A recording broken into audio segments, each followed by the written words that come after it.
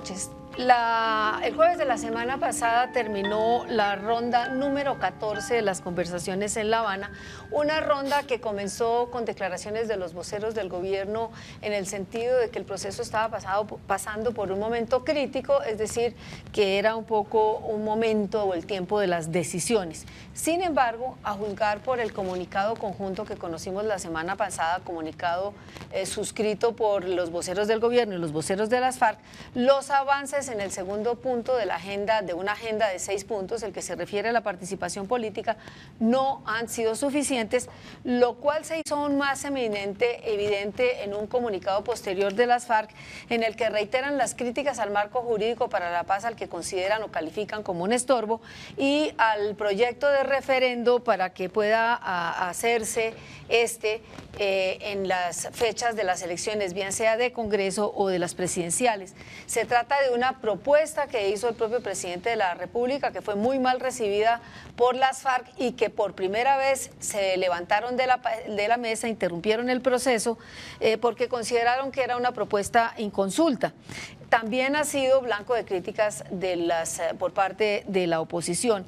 Y lo cierto es que desde ese momento las conversaciones no han transcurrido como venían transcurriendo, obviamente con altos y bajos, pero con cierto ritmo. Hasta la mesa han llegado los ecos de las movilizaciones sociales, de la carta de la fiscal de la Corte Penal Internacional, en el sentido de que hay preocupaciones porque puede haber impunidad para los responsables de crímenes de lesa humanidad. También ha repercutido la desfavorabilidad que se refleja en las encuestas, la poca credibilidad del gobierno y el debate sobre la entrega de las armas. Un escenario realmente complejo en medio de un gran pesimismo sobre las posibilidades de éxito del problema y sobre el cual o frente al cual los colombianos en general nos estamos preguntando si este proceso sí tiene posibilidades de llegar a buen puerto y cómo.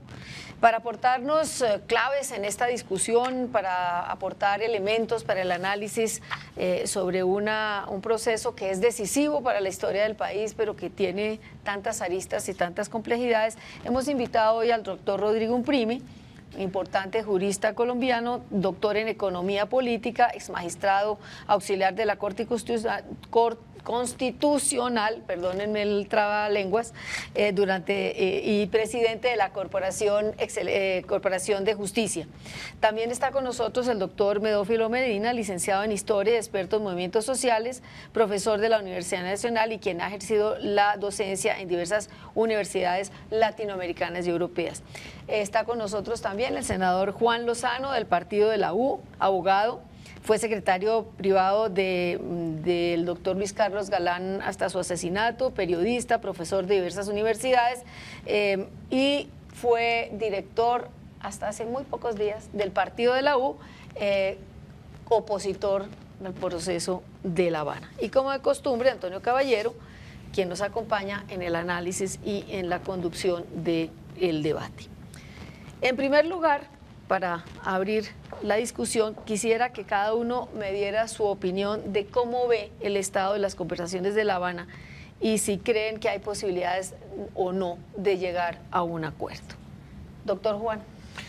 Pues yo creo que los colombianos deberíamos apoyar un escenario en el que existieran claves, aquí como dicen en este programa, de que va a haber una paz perdurable, pero lo que hemos visto es de nuevo una enorme dilación, un primer punto de acuerdo que se anunció con bombos y platillos lleno de frases entre paréntesis y de temas por resolver, una ausencia de señales claras frente a los temas cruciales como la suspensión de la actividad terrorista, la suspensión del secuestro, la suspensión del reclutamiento de niños, la suspensión del narcotráfico, una galería de declaraciones de las FARC todas las tardes, un gobierno cabizbajo, unos golpes muy duros contra la fuerza pública, 20 soldados muertos en el Caquetá, luego otros 14 y un presidente acorralado al que parece habérsele convertido cualquier acuerdo de La Habana en la tabla del náufrago ante la debacle de su gobierno.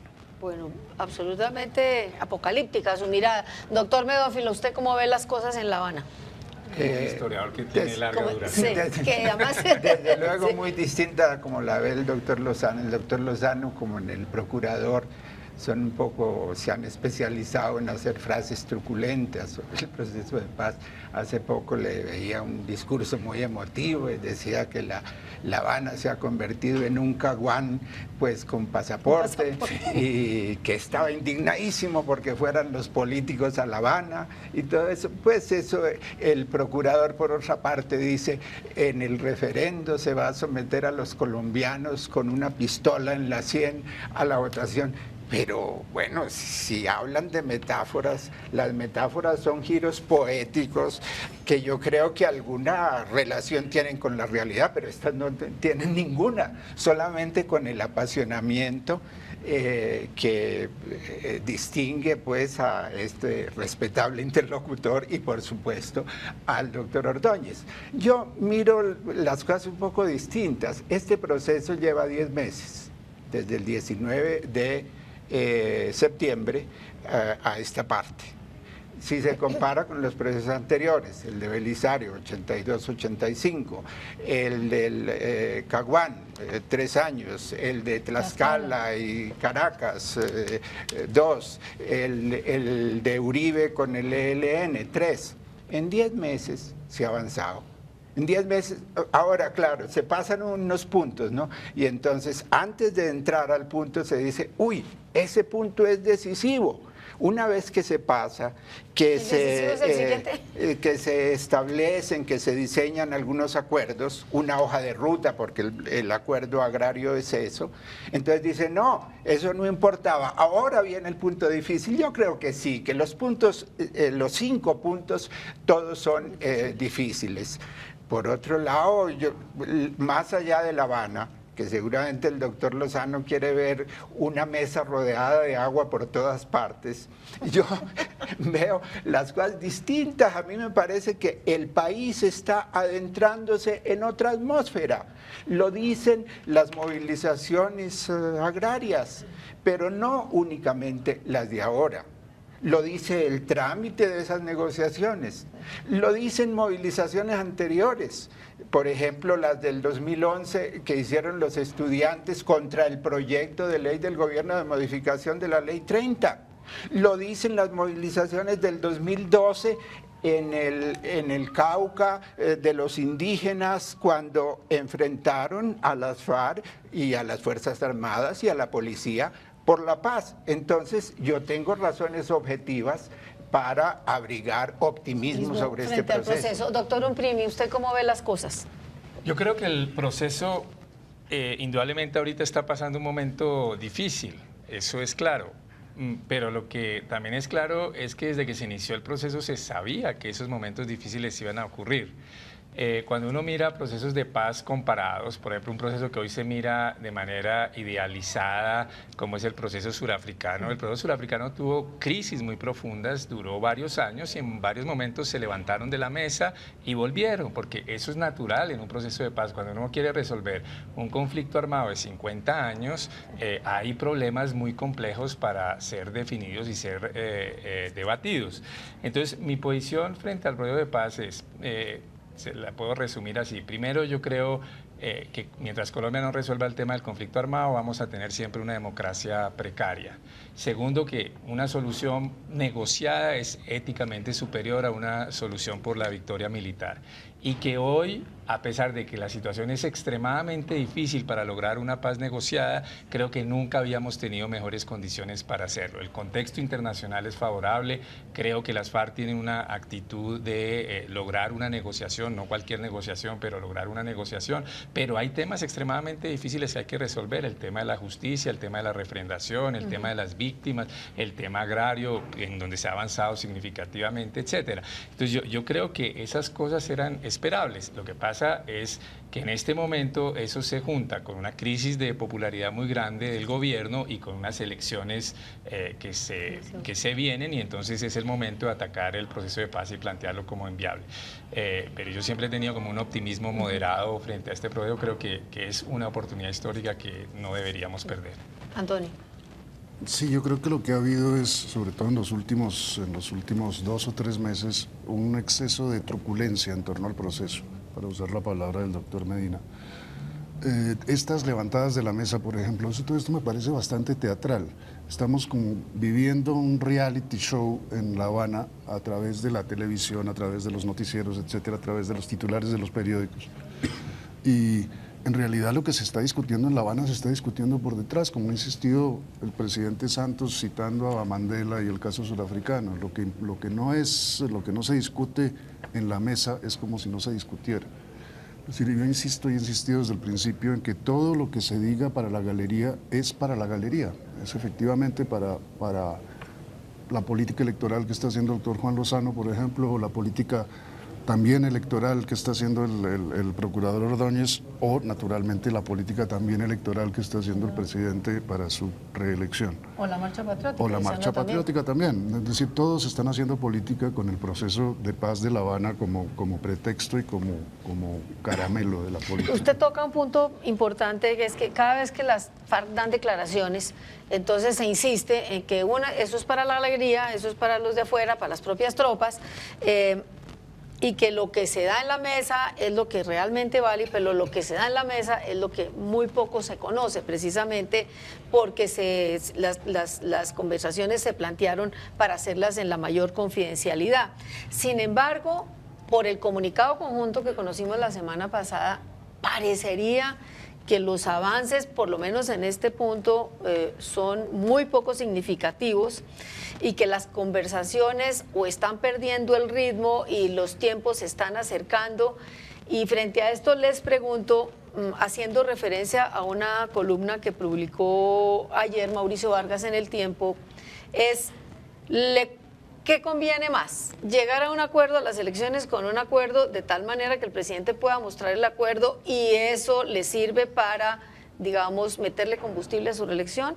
¿O la paradoja es que si se llega a un acuerdo, eso le va a servir al presidente Uribe y a todos los opositores para coger cada uno de los puntos y cada uno de los puntos de los acuerdos como un caballito de batalla y insistir en los argumentos en los que ha insistido en este programa el doctor Juan Lozano? ¿Ustedes cómo ven ese escenario? ¿Posibilidades de llegar a un acuerdo? Y si se llegara a ese acuerdo, ¿a quién le sirve más? Pues lo que más le serviría a Colombia, por supuesto, es que se lograra el acuerdo que había inspirado todo este proceso de La Habana. La pregunta es si en este escenario electoral el gobierno va a tener la posibilidad de conducirlo y las FARC la voluntad de llegar a ese acuerdo. Lo que es truculento, le digo a mi admirado profesor, el doctor Medófilo, lo truculento no son las palabras, lo truculento son los hechos. Lo truculento es que maten 30 soldados un día, que maten 15 soldados otro día.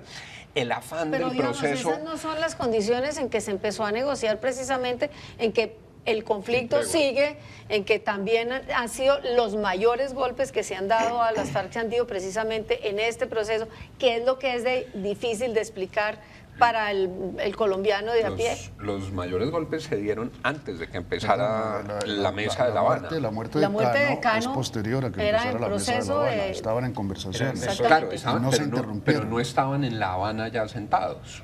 No, pero... Fue anterior a que empezara lo de La Habana.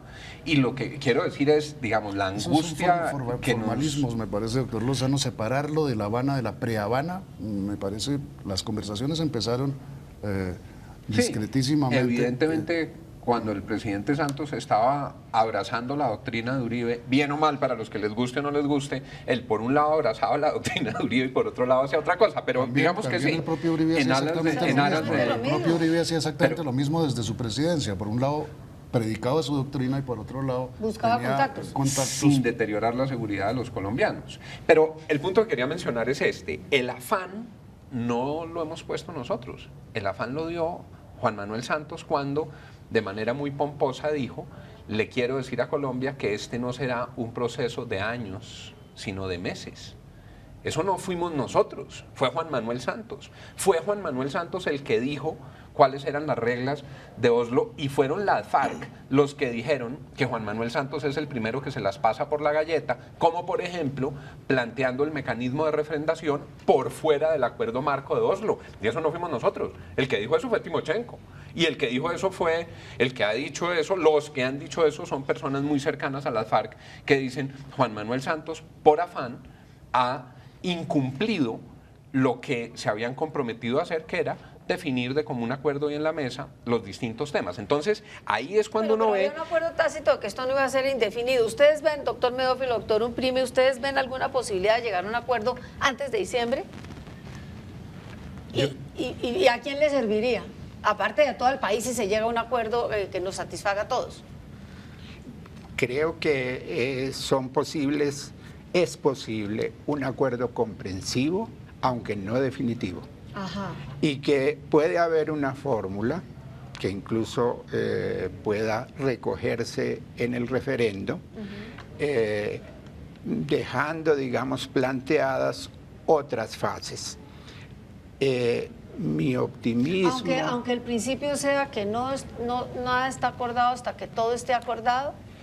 Pero puede llegarse a una fórmula comprensiva. De todos modos, esta fórmula no se sabe al ponerla en términos operativos, la que tú acabas de citar, qué significa. Y yo, mirando los procesos de paz en el mundo, ninguno se ha dado en un solo periodo presidencial, se han prolongado. Ahora, lo que me parece interesante... No es malo, entre paréntesis. Sí, porque implica como una doble refrendación del proceso. Y posibilidades de que el proceso gane oxígeno por el camino. Pero usted no piense que precisamente por la falta de resultados, y usted lo ve por las encuestas, el proceso ha perdido oxígeno, por lo menos de cara a la opinión, que sí cree en la solución política, pero que en la medida en que no hay resultados, cada vez se muestra más escéptico frente a la posibilidad de llegar a buen puerto? Yo quiero como referirme a esa inquietud mirando algún proceso de la opinión pública sobre la paz misma. Por un lado, hay sectores muy radicalizados, no digo contra la paz, sino a favor de que continúe sin término la guerra. Porque en este país hay toda una corriente política de extrema derecha que fue engendrada por el conflicto interno, que tiene que agradecerle mucho a eso.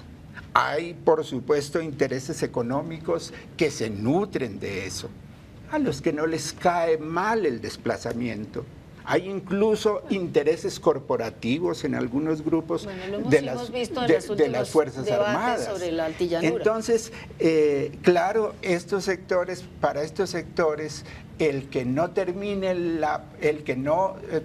el conflicto interno, que no lo llaman conflicto interno además, con una victoria militar, el resto no vale. Entonces, por eso yo digo... Pero usted le ve posibilidades de que se llegue a un acuerdo comprensivo antes de diciembre. ¿Usted ve esas señales? Yo creo que puede haber una fase. Lo vi a propósito de ese punto tan difícil que era el de la tierra. Pero otra cosa que me llama la atención es que la opinión pública partidaria de la paz, en cierto modo hasta ahora está calentando motores. Nosotros estábamos bajo la influencia de esa manifestación de millones de personas ciertamente que salieron el 4 de febrero de 2008 y no se había producido, eso era lo que estaba instalado en el centro de la opinión pública. El 9 de abril del presente año se dio una manifestación muy grande en favor de la paz. Miremos lo que pasa en el Magdalena, en los 38 municipios que llevan la Virgen de Chiquinquirá, o miremos este foro que acaba de pasar en Barranquilla, que dice toda bala es perdida. Doctor Umprime, ¿usted cómo ve las cosas? Yo quisiera que hubiera obviamente un acuerdo rápido. Yo creo que es importante, a pesar de que un conflicto armado de tan larga duración es difícil de resolver rápido, yo sí creo que sería importante que las FARC tuvieran claro que hay un agotamiento de la opinión pública. Que los tiempos sí cuentan. Que los tiempos sí cuentan, que es importante que haya señales muy claras en antes de diciembre de que esto está avanzando significativamente, de tal manera que si va a haber un referendo el año entrante se puedan someter cuestiones significativas al referendo ligadas a un acuerdo que puede ser, la fórmula me suena interesante, comprensivo pero no definitivo. En todos los procesos de paz hay acuerdos importantes que luego pueden tener fórmulas de implementación. Entonces puede haber un acuerdo comprensivo y luego establecer fórmulas de implementación. Entonces ojalá se avanzara en ese acuerdo. Yo creo que es muy importante que haya señales fuertes de que las negociaciones están avanzando. Bueno, hacemos una breve interrupción y volvemos en unos minutos con ustedes.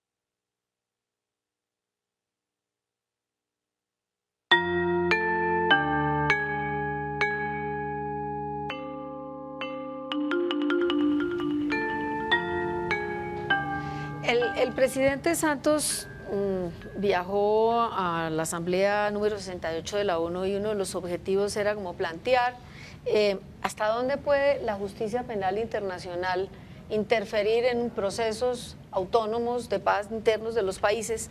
Y yo quisiera preguntarles si ustedes le ven eso alguna utilidad o son simplemente como saludos a la bandera. Doctor Juan. Pues sin acuerdo en La Habana, me parece que quema unos cartuchos, recogiendo la expresión de Antonio, para la galería, para decir que él está luchando por la soberanía colombiana y que la justicia internacional no se oponga a la paz en Colombia, que es un giro de 180 grados en su discurso inicial. Él, que se iba a ganar el Nobel por ser el presidente que interpretaba estos nuevos tiempos del mundo, va a hacer el oso, a decirle al mundo que quiere pasarse por la faja las disposiciones del Estatuto de Roma. ¿Pero por qué? Porque lo que ha sugerido el presidente es que va a pedir algún tipo de trato de consideración para que no se apliquen las medidas del Estatuto de Roma que obligan a la sanción en los casos de crímenes de lesa humanidad. Con todo respeto, doctor Lozano, usted y los uribistas no parten de unos que es que va a haber impunidad, que es que se van a pasar por la faja, pero no ha habido nada en lo concreto que les permita decir a ustedes que sí, eso va a ser así. Juzgan las intenciones del presidente. No, es que es lo que el presidente ha dicho, por eso ojalá yo esté equivocado, pero es que el presidente ha dicho que va a señalar que la justicia internacional no puede ser un obstáculo para la paz de Colombia, y eso viene después de que la fiscal de la Corte Penal Internacional, en la discusión del marco constitucional para la paz, le mandó a la Corte en Colombia una carta diciendo: señor, a los responsables de crímenes de lesa humanidad les queda un camino que se llama cárcel. Bueno, démosle la palabra al doctor Uribe, que se conoce al dedillo, al derecho y al revés las normas internacionales. ¿Cómo analiza esto y lo que acaba de decir el doctor Lozano? A ver, empecemos por lo último. Yo creo que esa carta de la fiscal Bensuda es particularmente desafortunada. O sea, ¿por qué una fiscal de una Corte Penal Internacional va a interferir en un proceso judicial de constitucionalidad interno? Para decirlo coloquialmente, le pareció muy metida. O sea, no tenía por qué mandar una carta a decirle a un tribunal constitucional cómo resuelve un caso que no era un caso, además, de compatibilidad con el derecho internacional del marco jurídico para la paz. Esa no es la labor de la Corte. Lo que tenía que estudiar la Corte era si eso era una sustitución de la Constitución, que es un debate distinto. Entonces, la fiscal metió una carta donde no debía meterla. En el punto un ruido innecesario. Un ruido innecesario. En el punto sustantivo, lo que dice la fiscal es además bastante discutible. Además es una posición de la fiscal, ni siquiera es una posición de la Corte Penal Internacional, que sobre el tema de cómo armonizar paz negociaciones de paz y la búsqueda de la justicia, que yo creo que hay que armonizar, y yo creo que ese debería ser el mensaje del presidente Santos, no decir que no haya justicia penal internacional, sino que la justicia penal internacional debe ser sensible a las necesidades de la paz. Sobre eso no hay ningún pronunciamiento de la Corte Penal Internacional, sobre eso todavía no hay doctrina establecida. Y el Estatuto de Roma prevé varios mecanismos para armonizar los procesos de paz con los mandatos de la justicia penal internacional. Un mecanismo, por ejemplo, es la posibilidad de suspender cualquier investigación por parte del Consejo de Seguridad de Naciones Unidas. Eso no es ir contra el estatuto, eso está en el estatuto. El estatuto dice el Consejo de Seguridad podrá decir se suspenden estas investigaciones, y obviamente si interviene el Consejo de Seguridad es por razón de la paz, porque esa es la razón de su intervención. Y además el Estatuto de Roma prevé que también es una expresión que ha generado mucha polémica interpretativa, dice por razones de la justicia podrá abstenerse de investigar. Entonces por eso ahí hay un tema de debate, de interpretación, la posición de la fiscal. No hay verdades absolutas. No hay verdades absolutas. Esa es la posición de la fiscal, es una posición respetable. Yo incluso he defendido como argumento político, no como argumento jurídico, que yo sí pienso que los líderes de las FARC deberían pagar, digamos, unos mínimos de pena privativa de la libertad, pero es un argumento político para el debate ciudadano, pero no lo quiero envolver con que esa es la verdad jurídica. Yo creo que uno debe distinguir lo que son la discusión política, por la cual yo creo que quienes son responsables de crímenes de lesa humanidad deberían tener unos mínimos de pena privativa de la libertad, pero es un argumento que me lo pueden derrotar políticamente, y otro decir, no, es que el derecho internacional clarísimamente dice eso. No es clarísimo que dice eso. ¿Le ve alguna utilidad al viaje del presidente? Claro que le veo utilidad, porque hace poco estuvo aquí en Bogotá Luis Arbor. Luis Arbor no es cualquier persona, fue la alta comisionada de Naciones Unidas para los Derechos Humanos, fue la fiscal del Tribunal de Yugoslavia, y Luis Arbor dijo esta frase en un evento que hubo en el externado en el cual yo tuve la oportunidad de participar. Dijo, el caso de Colombia no es solo importante para los colombianos, el caso de Colombia mostrará si logramos construir un derecho penal internacional compatible con los procesos de paz. Si no logramos construirlo, yo creo que el derecho penal internacional también se va a volver irrelevante, porque otros países que quieran salir con procesos negociados van a decir, ahora entonces nos impiden negociar la paz. Entonces yo creo que hay que buscar un equilibrio, hay que encontrar un equilibrio, no los viejos procesos estilo, no sé, España, en donde no hay hay impunidad absoluta, pero no la idea de que es que hay unas reglas clarísimas establecidas que nadie controvierte. Usted pone a 3 juristas a discutir sobre el alcance del Estatuto de Roma en relación con procesos de paz y tiene los 3 opiniones distintas. Doctor Medófilo, ¿le da alguna utilidad breve? Y de Antonio también. Por supuesto, en Europa, de España a Noruega, pasando por Gran Bretaña, hay pronunciamientos de los gobernantes explícitos en favor de la paz de Colombia. En Latinoamérica, por supuesto, la frase esta de que el tema más importante del presidente del Uruguay, de que el tema más importante hoy en la agenda latinoamericana es la paz de Colombia, no es una ocurrencia tonta, está pensando en el escenario. Seguramente el presidente Pepe Mujica recuerda que cuando se aprobó el Plan Colombia en el 2000, Panamá, Ecuador, Perú, Venezuela y Brasil se pronunciaron explícitamente diciendo es un peligro para la paz regional el Plan Colombia. Vino lo de Ecuador, todo esto. Se han modificado mucho las cosas. Ecuador retiró la demanda que tenía por sucumbíos, ese es un buen síntoma. Por tanto, llevar este proceso a esos escenarios, pues está siendo en cierto modo invitado por la opinión de diversos estados. Y creo que la idea es que el mensaje desde Colombia, que es lo fundamental, es la variable estratégica, pueda llegar a esos organismos internacionales. Yo creo ¿O le considera que en realidad? No, la función central de las Naciones Unidas, de la ONU, de la Organización de las Naciones Unidas, es una función política y es una función que consiste explícitamente en buscar la paz y en impedir las guerras. Es mucho más política que jurídica en ese sentido. Y yo creo que, claro, hay que encontrar un equilibrio entre las exigencias de la justicia y la necesidad de la paz. Volvamos a un terreno más local. ¿Qué opinión les merece la petición de las FARC de que haya representantes del legislativo que vayan a La Habana a explicar como cuáles son las, para ver cuál es el alcance real de lo que se espera con el referendo, etcétera, etcétera. ¿Ustedes lo ven útil? ¿Lo ven, como dice el doctor Lozano, como una caguanización con pasaporte? Doctor Umprimi.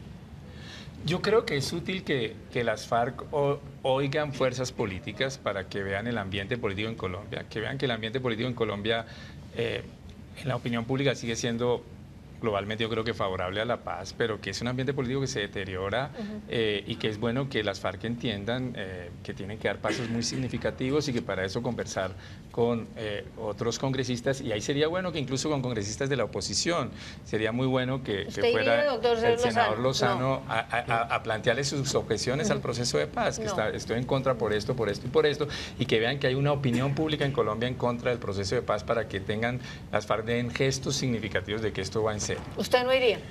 Yo no iría por una convicción frente a los roles que cada uno cumple en el proceso institucional del país. Mientras están en armas, mientras mantienen secuestrados, mientras siguen ejecutando actividades terroristas contra el país, lo que está dispuesto es que solo por la vía excepcional un representante del Ejecutivo o unos representantes del Ejecutivo deben adelantar las negociaciones. A mí, meterle Congreso, y sobre todo cuando estamos discutiendo unos proyectos que pueden traer beneficios para ellos, me parece indebido, me parece inconveniente, me parece peligroso, me parece que puede intimidar al Congreso. ¿Y le parece que podría darle munición al procurador para investigar a los que vayan? Pues me parece sobre todo que puede debilitar el análisis sereno de las normas que deben desarrollar el marco estatutario. Yo creo que lo que se está planteando no es que vayan los representantes del Congreso a discutir y a negociar, sino a conocer, fundamentalmente. Me deja decirle una cosa sobre eso con todo respeto. Además me parece un acto de profunda lagartería. Eso termina convertido en un paseo, en una frivolización y en una trivialización. Pero usted, ¿por qué siempre anticipa todo lo que puede? Como un crucero por el Caribe. Como los de las magistradas. Más o menos. Eso termina en mojito, termina en las anécdotas, en las ¿Usted bayaveras. cree que eso es divertido, sentarse uno con esos negociadores de las FARC que son como unos María, petardos? Eso no es divertido. En trance de campaña, y yo no la estoy haciendo, yo he dicho que yo no me voy a volver a presentar al Congreso, para cualquier político que manden a una fotico en La Habana y que tenga medios, pues es si como ganarse el baloto.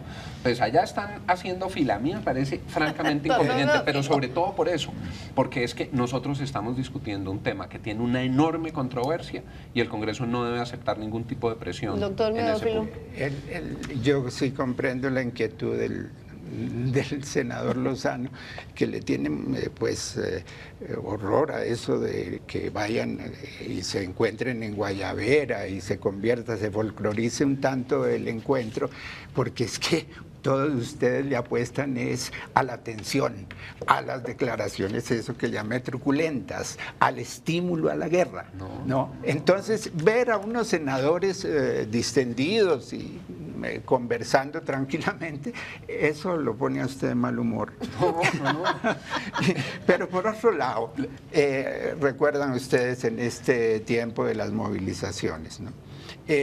Los representantes, los senadores, los representantes no se hicieron presentes en los escenarios del conflicto.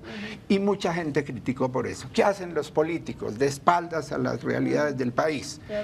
Claro, otros si hubieran ido, entonces los hubieran también criticado. Yo digo, el Senado, la Cámara, todos los cuerpos colegiados son escenarios privilegiados para discutir las cosas de la res pública, de la cosa pública. Y en este momento nada hay más emblemático, más llamativo para los colombianos que lograr o aspirar por lo menos a la terminación de un conflicto que lleva 50 años. Si no se ocupan de eso, ¿de qué diablos se ocupan? Es posible que todo el escenario de la política para ustedes se refugie en ese ambiente enrarecido del clientelismo, y tal vez si acaso se escenifique en consejos comunitarios donde el que habla pone la palabra y maneja todo. Es que estoy de acuerdo con Medófilo. Parte del problema es que el Congreso no representa nada. parte del problema es que el Congreso hizo crisis. ¿Por qué no fueron los senadores de Boyacá el problema con los paperos y por qué no fueron los de otros departamentos? Porque los chiflan, porque los linchan, porque este Congreso no tiene la representatividad. Parte de lo que hace desesperante estar ahí es justamente lo que usted dice. Esos recintos se asfixiaron. Entonces, ni siquiera son interlocutores ni voceros ni intérpretes de la sociedad. Yo creo que parte del problema es ese. Yo estoy de acuerdo con ustedes. Usted toma el punto de la interlocución de la sociedad y el doctor Medófilo hacía alusión a las movilizaciones sociales y a los conflictos que ellas plantean o representan y que no han sido resueltos. Y la pregunta es, ¿estamos pasando del debilitamiento de la influencia de las FARC porque la gente perdió el miedo a protestar y está sustituyendo a las FARC, está debilitando a las FARC porque está alzando la voz en nombre propio y no necesita de nadie con armas que les justifique esas luchas? Estamos viendo ese proceso de transición de la conflictividad social tramitada mediante el diálogo, de la conflictividad, digamos, defendida con las armas, a la conflictividad social tramitada mediante el diálogo. ¿Vimos eso en estas últimas movilizaciones?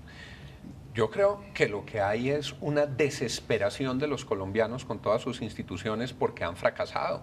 Los colombianos hoy no quieren a Santos, no quieren al Congreso, no quieren a los jueces, no quieren a las FARC. Y lo que hay, y eso es muy favorable, yo en eso también coincido con Medófilo, hay una expresión de gente que quiere tramitar directamente sus inconformidades y buscar los caminos. Yo creo que eso es muy interesante lo que está pasando, y lo que hay también son intentos de apropiación de eso. Se lo quiere apropiar la derecha y se lo quiere apropiar la izquierda y se lo quieren apropiar las FARC y se lo quiere apropiar el gobierno, y la gente está solita tratando de ver cómo se canaliza en nuevas expresiones sociales su inconformidad. Doctor Umprimi, ¿cómo ve ese? No, en este punto estoy de acuerdo con el senador. Lo que pasa es que no me parece un discurso muy uribista, pero bueno, de que creo que hay una crisis fuerte frente a sectores amplios de la población, de la legitimidad de la institucionalidad, y que una de las formas de recuperarla es permitiendo espacios en donde la protesta social pueda expresarse en forma legítima, en forma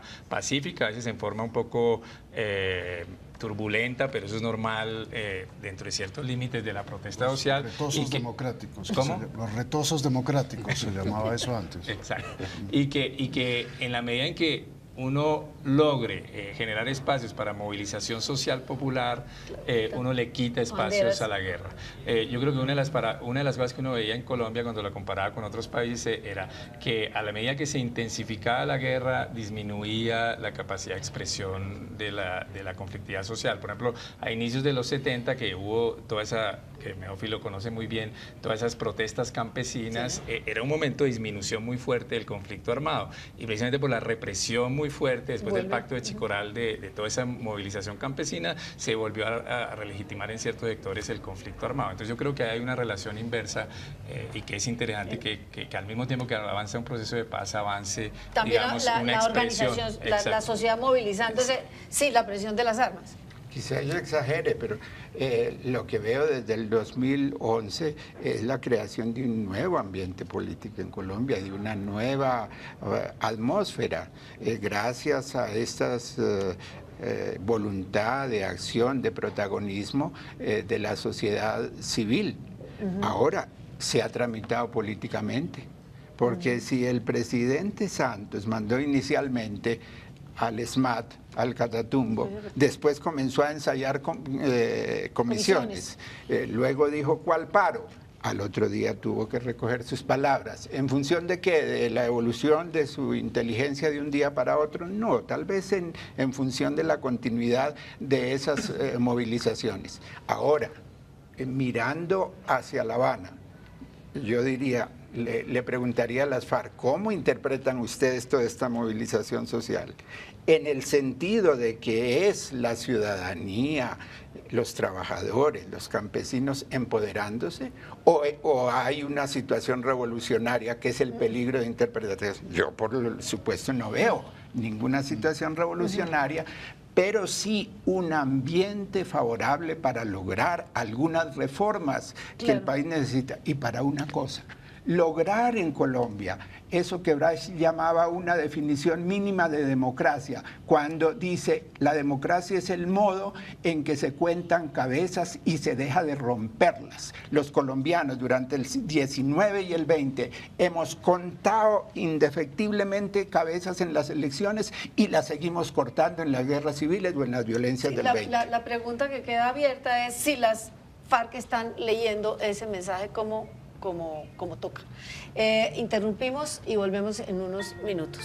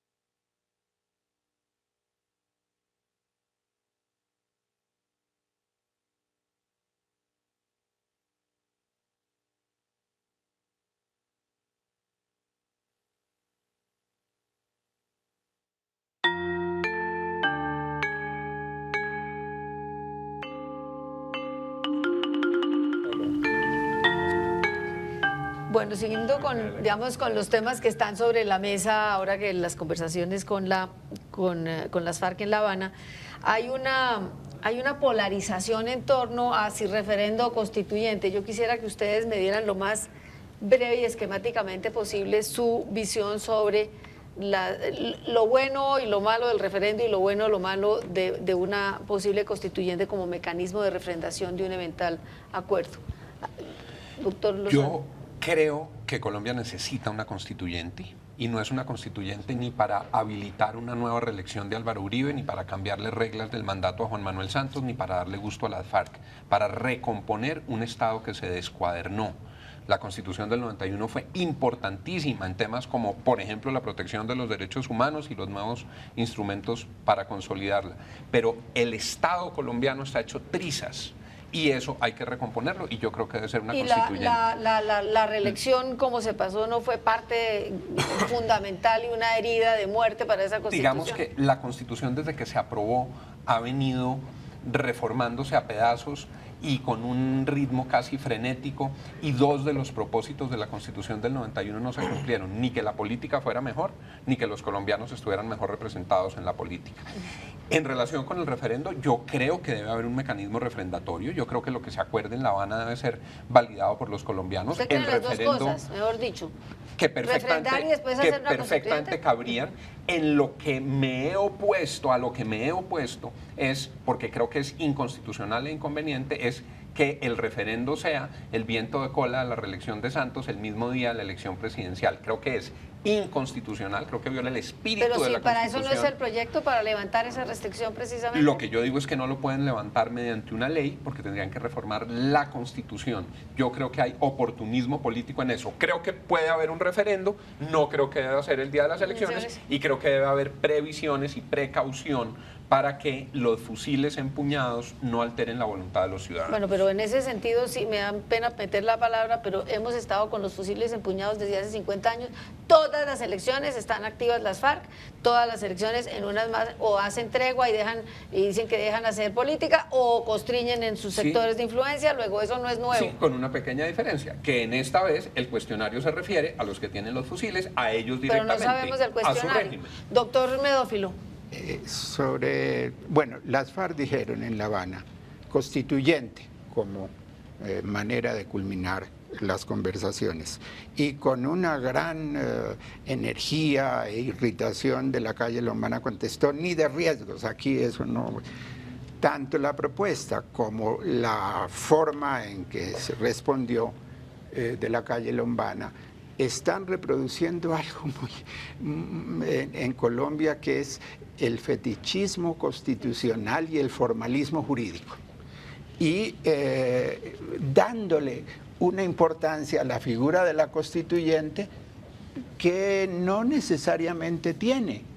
Las FARC han dicho, es un acuerdo de paz, ¿no? Es decir, es como se hacía en el siglo XIX.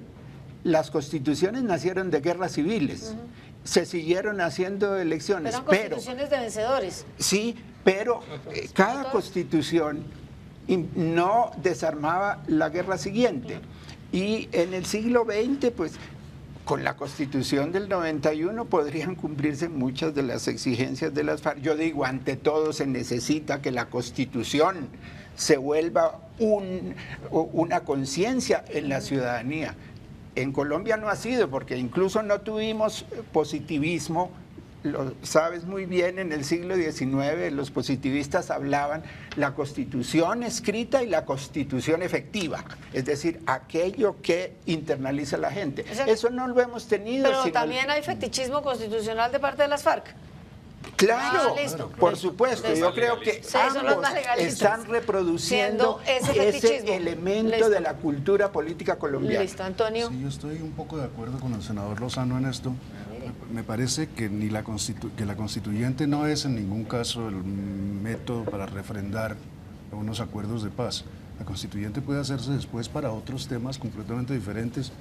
Estoy de acuerdo en que el Estado colombiano requiere una reformulación en muchos aspectos, pero eso no tiene que mezclarse con los acuerdos de paz. Al contrario, porque me parece que sería, y en eso estoy de acuerdo con Humberto de la Calle, sería volver a empezar toda la discusión. Claro. Es decir, de eso no se trata.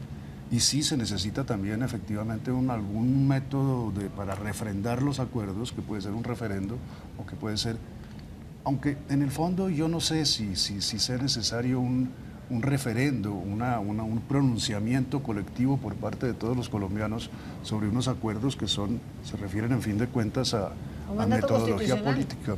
El actual ministro de Justicia, el doctor Gómez Méndez, ha dicho en una reciente columna que todos los otros procesos se han hecho sin necesidad de referendos, porque ya hay un mandato constitucional para el presidente que lo faculta para hacer acuerdos de paz. Doctor Umprimi, ¿usted cómo ve esto? Yo creo que la refrendación ciudadana no es estrictamente necesaria, pero que en el caso colombiano y este proceso de paz es importante y es conveniente, y que incluso introduce en la dinámica de la negociación algo positivo, que es que las partes saben que lo que se va a someter el acuerdo se va a someter a alguna forma de refrendación, y que entonces tiene que ser un acuerdo razonable para la ciudadanía. Entonces yo creo que genera riesgos, pero es positivo.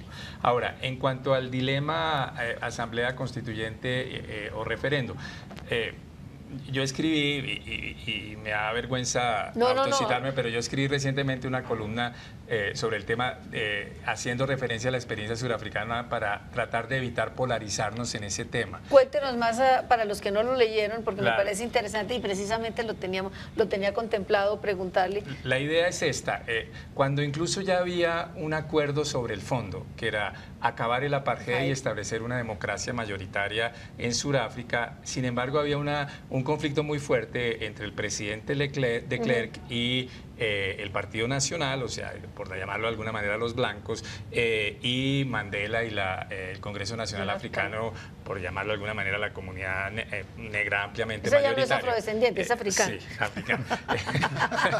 Entonces, para Mandela y el Congreso Nacional Africano, la Constitución tenía que ser por una asamblea constituyente electa popularmente, porque era el principio esencial de la lucha, era la lucha por la autodeterminación democrática de Sudáfrica. En eso no podían ceder, pero para de Klerk era necesario más bien una constitución de cúpula, porque él pensaba, si nos vamos ¿Qué es una constitución de cúpula? Que la pactara de Klerk con Mandela, y llamaran a tres constitucionalistas, la redactaran y la sometieran a referendo. ¿Por qué? Porque de Klerk decía, si me la meten a una asamblea constituyente, gana la mayoría negra y ahora los discriminados vamos a ser nosotros los blancos. ¿Cuál fue la solución después de muchos enredos? Se levantaron de la mesa y todo, pero ¿cuál fue la solución que lograron? La solución fue decir, bueno, hagamos una constitución interina que se aprueba por el Estado del apartheid, pero en donde nos ponemos de acuerdo en unos principios intocables, que son principios de derechos humanos y de no discriminación. Y la Asamblea Constituyente que se elija tiene que tiene que edificarse. respetar estos principios, y el Tribunal Constitucional que se crea verificará que la nueva Constitución sea compatible con estos principios. Que Y se construya alrededor de eso. que lo respete. Sí. Y esos principios era pues no haber discriminación. Sí. Entonces era la garantía para los blancos de que en la nueva democracia mayoritaria no serían discriminados, pero era permitir a el Congreso Nacional Africano lograr la Asamblea Constituyente electa popularmente, y eso funciona muy bien. Entonces lo que uno dice es, hay que preguntarle a las FARC por qué es que quieren tanto una Asamblea Constituyente, cuáles son sus razones, y preguntarle al gobierno por qué es que usted se opone tanto, y uno puede empezar a combinar mecanismos constitucionales ¿Podría distintos. uno decir que está faltando imaginación y que estamos cayendo los unos y los otros, los de las dos orillas, en el fetichismo constitucional? Es decir, que nos falta imaginación y soluciones creativas, digamos, más criollas. Yo creo que puede haber soluciones creativas hoy no estoy tan creativo para ofrecer alguna, pero creo que puede haber soluciones que pueden ir un poquito en la idea del senador Lozano de una secuenciación, digamos, ¿quién se opone a que uno diga, bueno, ahorita hay un referendo, pero en el referendo también se pacta que en 3 años se someterá a consideración la posibilidad de una asamblea constituyente sobre un tema específico? Porque además sobre la asamblea constituyente también se ha hablado mucho imprecisamente, porque la Constitución prevé dos tipos de asambleas constituyentes muy distintas. La asamblea constituyente de temario muy limitado y la asamblea constituyente, si se quiere, soberana. Sí. Entonces, yo, por ejemplo, pensaría que una asamblea constituyente de temario muy limitado para tocar puntos centrales en el futuro, una vez se haya refrendado la paz, digamos, es algo que se puede explorar. Doctor. Voy a incorporar en mi nuevo léxico, porque me gusta mucho la expresión secuenciación, para referirme a lo que señalaba Antonio, lo que señala Rodrigo, porque yo creo que admite unos mecanismos progresivos múltiples para momentos distintos y naturaleza de decisiones distintas. Yo lo que tengo es una pregunta enorme y un enigma. ¿Por qué el gobierno decidió no cumplir el acuerdo de Oslo en pactar con las FARC el mecanismo refrendatorio? Para mí ese es un enigma. ¿Por qué el gobierno juega una carta? Yo tengo una conjetura. En la que... A ver. La conjetura es que si el gobierno tenía la idea de someter a referendo en los mismos días de las elecciones, que yo creo que eso no es inconstitucional, que modificando la ley estatutaria es totalmente permisible, pero esa es otra discusión para otro programa, Sí. tenía que presentar ya la ley estatutaria.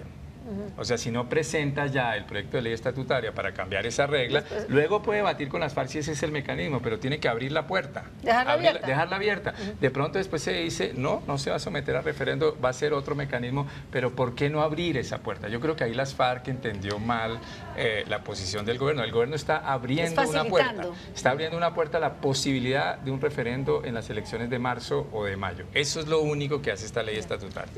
Yo creo que el mecanismo de refrendación es necesario, lo cual no quiere decir que sea la constituyente, por razones históricas, porque los procesos de paz han concluido en toda parte así. Segundo, porque como dijo el senador Lozano al comienzo, las instituciones políticas formales en Colombia están muy desprestigiadas, entonces dejar que una situación extraordinaria la resuelvan los procedimientos tradicionales de un país político que ha vivido sobre la artificiosa centralidad del conflicto interno, eso me parece que no se compadece, es decir, no tiene ninguna lógica. Bueno, me parece que, digamos, la única punto, digamos, definitivamente de acuerdo es que todos están de acuerdo en que sí sería conveniente una refrendación popular de los acuerdos. Dejemos esta conclusión única porque de todas maneras, pues el tema se seguirá debatiendo, el proceso de La Habana es tan complejo que seguirá produciendo aristas, pero quiero contarles que en los próximos días el programa Las Claves va para La Habana. Va a ir Antonio Caballero, desgraciadamente yo no puedo acompañarlo, a crear una discusión y un debate con los voceros de las FARC. Yo quisiera preguntarles a cada uno de ustedes qué pregunta tiene in pectore que les quisiera hacer vía Antonio Caballero a los voceros de las FARC en La Habana. Si hay algo así que es el gran enigma o la gran inquietud que han traído a lo largo de estos días, de este año. No, pues buen viaje, don Antonio. Yo no no, No, usted no va a ir, pero ¿qué les participaría, bueno, pero yo ¿qué sí le tengo una quisiera pregunta preguntar? en relación con la entrega de armas. ¿Qué están pensando las FARC con sus armas? ¿Están dispuestas a entregárselas al gobierno? ¿Están dispuestas a entregárselas a un garante internacional? ¿Están dispuestas a buscar un artista para que las funda y haga una gran escultura para que poner en la Plaza de Bolívar? ¿Qué quieren hacer las FARC con las armas y cómo entienden ellos el tema del desarme? Puede preguntar a Putin. Bueno, apuntó, doctor Antonio, la pregunta. Doctor Medófilo, ¿usted qué pregunta les haría a los voceros de las FARC? Antonio, 2 preguntas, por favor, llévelas. Una, si lo que manifestó Catatumbo el 20 de agosto del 2013, dijo, estamos prestos a ir preparando el camino que conduzca a la manifestación de nuestro sentimiento de pesar por lo que ha acontecido. Somos una de las partes del conflicto. Antes decían Sí, que no, bueno. sí. También, dice Catatumbo, ha habido crudeza y dolor provocados desde nuestras filas. Debemos reconocer la necesidad de aproximación al tema de las víctimas, su identificación y su reparación con total lealtad a la causa de la paz y reconciliación. La pregunta es, ¿podrían dar pasos más allá, poner estas declaraciones en términos un poco más operativos? 2, ¿cómo están leyendo toda esta movilización ciudadana y campesina y de trabajadores que ha vivido el país y estudiantil desde el 2011 hasta ahora? Doctor Umprimi. Yo avalo las otras 3 preguntas que me parecen muy buenas y le agregaría estas 2. La primera, las FARC, que tiene que ver con el de las víctimas y la atención, justicia, paz. Las FARC han dicho que el marco jurídico para la paz es un estorbo. Entonces, ¿cuál es el marco jurídico?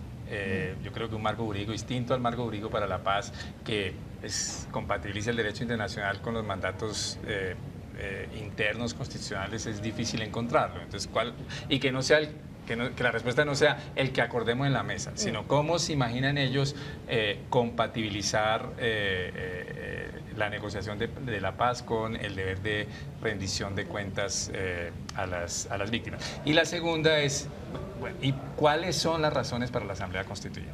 O sea, díganos exactamente por qué es tan importante la Asamblea Constituyente para las FARC. Bueno, creo que Antonio lleva aquí unas buenas preguntas. El programa me parece que ha sido muy interesante, muy ilustrativo, el debate ha sido muy constructivo, hemos visto que personas enfrentadas tienen puntos de acuerdo y yo creo que eso es lo que es bueno para este país, que pueda haber puntos de acuerdo en un proceso tan absolutamente definitivo y significativo para el futuro del país. A ustedes les agradezco su atención, los espero en el próximo programa, muy buenas noches, muchas gracias.